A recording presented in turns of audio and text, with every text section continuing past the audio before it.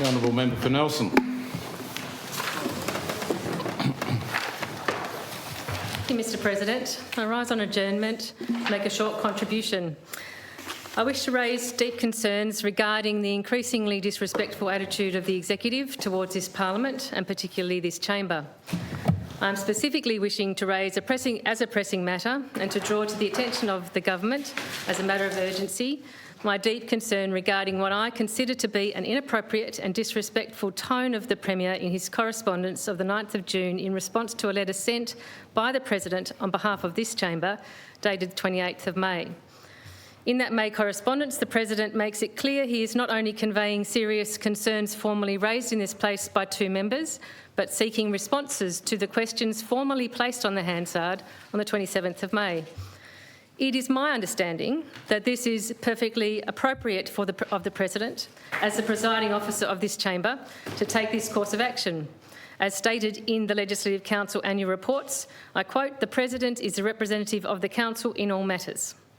It beggars belief that in response to these very serious matters raised by two parliamentary colleagues and the correspondence of the President as representative of this chamber, the Premier of this state made a conscious choice to belittle and dismiss when he decided to state, and I quote, "I am quite disappointed in the assertion in your letter and firmly reject your claim of a lack of respect towards members and the staff of the Legislative Council."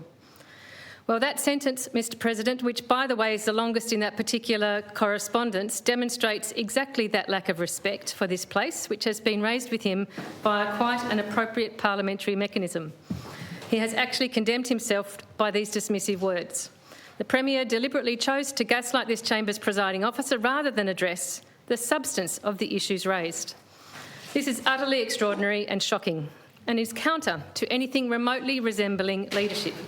As we know, each chamber is a master of its own destiny, and by that it is acknowledged we can determine the standards and privileges we consider acceptable within the broader parliamentary conventions and practices. It is hard to consider the low standard as reflected in the Premier's correspondence as indicative of any intention to work in good faith with members of this place. This latest demonstration of such disrespect and lack of good faith is not isolated, sadly. Continually, members in this place raise the lack of informative answers provided when requesting information. We've seen that just today, including in estimates committees and here in this chamber. We also hear of independent statutory officers who also have a responsibility to report to this Parliament being denied information. This lack of good faith, professional courtesy and deliberate disrespect of established operating parliamentary conventions and protocols continues to add up and continues to undermine trust and confidence in this government. I urge the Premier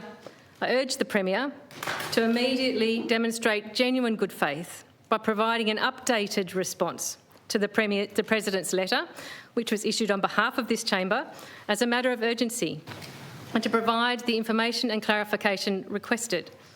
If the Premier, as he stated in his dismissive 4 lines of the 9th of June, does not consider providing this clarification to be the responsibility for government business, then he needs to step up and provide the requested responses comprehensively and directly to the chamber, either via correspondence or in a statement that the Leader could provide to us on his behalf.